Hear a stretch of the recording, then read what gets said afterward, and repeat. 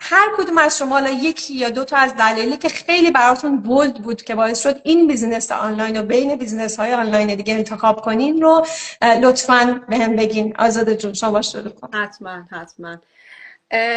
الناز جان، خیلی همونجوری که گفتیم مزیت‌های خیلی زیادی این بیزینس داره، ولی واقعا یه چیزی رو که خیلی برای من جالب بود وقتی که 0 تا 100 رو متوجه شدم، چون میدونی توی خیلی از دوستان ما سوال میکنن خب چرا همه اینو نمیگیم؟ میگیم خب اصلا نمیشه، اصلا فرصت نمیشه که ما باید شما بیاین وارد دوره ترایال بشید و تمام جزئیات رو ببینید.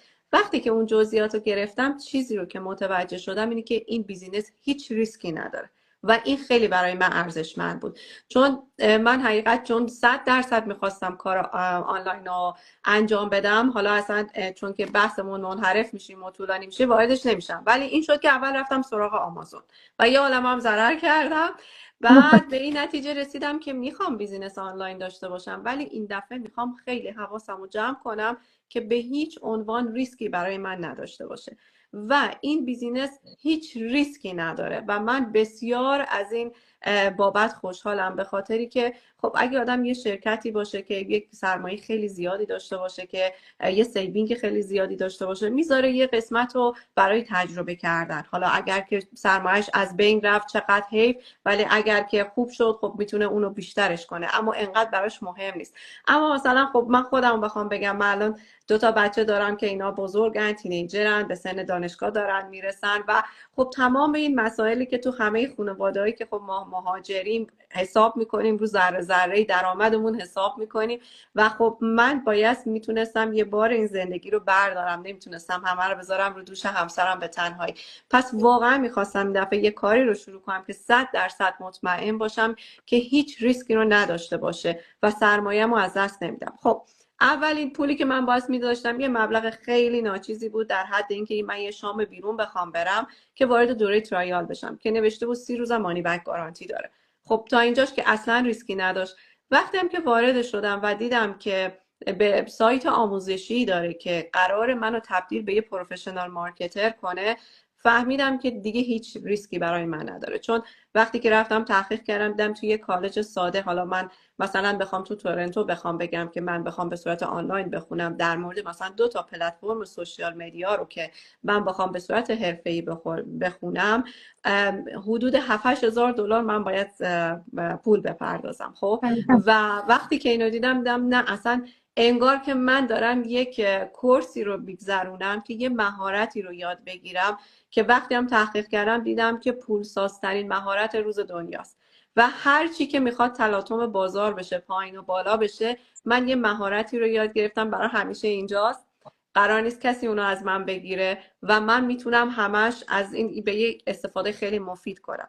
کما اینکه خیلی از همکارای ما دارن این کار میکنن، یعنی به غیر از اینکه تو این بیزینس مشغول به فعالیت هستن، به واسطه همین مهارت هایی که از سوشیال مدیا یاد گرفتن و تبدیل شدن به پروفشنال مارکتر، با جاهای دیگه دارن قرارداد میبندن که به صورت یک مارکتر حرفه‌ای برای کمپانی‌های دیگه دارن کار میکنن، یعنی از این تونستن 2 تا منبع درآمد داشته باشن.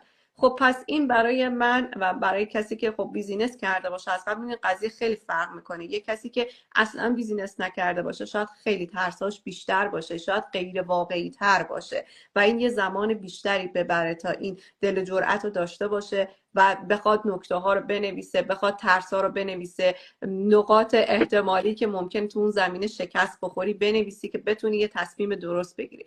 ولی خب چون من داشتم میدونستم یه چیزایی دستم بود، با اینکه 100% متفاوت بود، با اینکه 100% هیچ تسلطی به دنیای آنلاین نداشتم، ولی به خودم اعتماد داشتم دیگه. میگفتم که اگه بقیه تونستن پس منم میتونم. اگه از لحاظ یادگیری مهارت، من با سرعت خودم، من با کسی مسابقه ندارم، قراره با سرعت خودم یه علمی رو یاد بگیرم و بتونم از اون درآمدزایی کنم. چون شخصیت منم یه جوری نیست که به یه کار عجله‌ای و ددلاین اصلا بخوره. شایدم به همین دلیل بود که هیچ زمان نتونستم تو قالب کار کارمندی فرو برم و این برای من یه ویژگی خیلی بزرگ بود که واقعا دیدم تو این بیزینس هیچی رو ما از دست نمیدیم. حتی برای اون دوستایی که مثلا ممکنه ندونن اینو، به این صورتی که ما تو کارمون پیشرفت میکنیم و اینکه همینجور که پیشرفت میکنیم و منتور آدمای بیشتری میشیم، اون پوانمون و اون میزان کامیشنمون افزایش پیدا میکنه، چندین برابر میشه.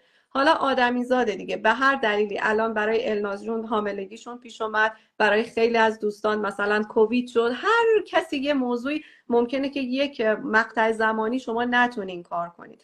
خوبی این بیزینس ما اینه که شما هر جایی که استوب کردین از همونجا میتونید ادامه بدید به پیشرفتتون. یعنی صفر میتونم بگم میزان ریسکی که قرار شما تو این بیزینس داشته باشین واقعا صفره و این به نظر من خیلی آپشن بود. آره دقیقاً. آره آزاده جون، یه چیزی که خیلی خوبه که گفتی اینه، دقیقا خیلی از بیزنس ها به این صورتن که ددلاین میزن تا این مدت اینقدر مثلا باید فروش داشته باشی. یعنی که اگه مثلا 6 ماه کار نکنی رنک دان میشی، وقتی برمیگردی سیستم دوباره باید از اول شروع بکنی. ما همچین چیزی اصلا نداریم، اصلا ما ددلاینی داریم که تا فلان تاریخ باید اینقدر مثلا فروش داشته باشی. اصلا اینا خب میدونی اون استرس رو از آدم میگیره، یعنی آدم نگرانی نداره که من باید حتما توی مدت محدود این کار انجام بدم. به قول شما هر کسی با سرعت خودش، در کنارش خیلی خوب دارن کار فول تایم کار میکنن، یا حالا بنا به دلایلی که دارن خیلی وقتا شاید نتونن اصلا به اندازه کافی رو این کار وقت بذارن، همه با سرعت خودشون دارن این کار رو انجام میدن و خب نتیجه های متفاوت میگن. و یه چیزی هم که راجع به این گفتی که خیلی از این آموزش‌ها دارن استفاده می‌کنن، من خودم کلی ما پول میدادیم واسه اون بیزنس آفلاینی که داریم، یکی رو من استخدام کردم چون من از سوشال مدیا هیچی نمیدونستم، یعنی واقعا هیچی نمیدونستم، در حد اینکه برم مثلا یه عکس سالی یه بار پست کنم که اونم همین بهم پیغام دادن چرا اینقدر عکس کم می‌ذاریم، واقعا هیچی نمیدونستم. الان دارم از اون علمی که یاد گرفتم برای اون بیزنس دیگه هم، مثلا خب اونم باز یه جوری صرفه‌جویی شده. یعنی خیلی مطمئنم که خیلی از دوستانم همین کارو انجام میدن.